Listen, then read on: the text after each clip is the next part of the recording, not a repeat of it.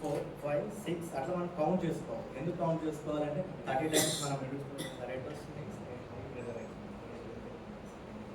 So మనకు red వస్తే high pressure అవుతుంది, బ్లూ కలర్ గ్రీన్ కలర్ వస్తే సఫిషియెంట్ అవుతుంది, ఆరెంజ్ మీన్స్ ఇన్సఫిషియెంట్. సో ఇద్దరు కంఫర్ట్.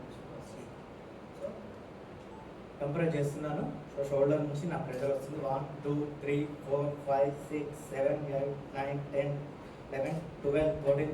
బయటకు రావాల్సిన అవసరం లేదు, మనసులో అనుకున్నా పర్లేదు. లోపల 14 15 16 17 18 19 20 21 22 23 24 25 26 27 28 29 30 కంప్రెస్ ఓవర్. దెన్ చిన్న ఎలివేట్ చేస్తున్నాను, గాలి తీసుకున్నాను, నోస్ ఇన్ చేసేసాను, మౌత్ కంప్లీట్ క్లోజ్ చేసేసాను. ఫస్ట్ టైం అయిపోయింది. దెన్ మళ్ళీ second time is also over. So మళ్ళీ స్టార్ట్ చేస్తాను. ఈలో ప్లేసాడు అనుకోండి, సిపిఆర్ చేయాల్సిన అవసరం లేదు, కనుక మళ్ళీ కాన్షియస్లోకి రాలేదు. దెన్ మళ్ళీ స్టార్ట్ 1 2 3 సేమ్ 30 టైమ్స్ కంప్రెషన్ చేస్తున్నాం, మళ్ళీ 2 టైమ్స్ బ్రీత్ ఇస్తున్నాం. సో ఇచ్చాము మనం అనుకున్నలాగా.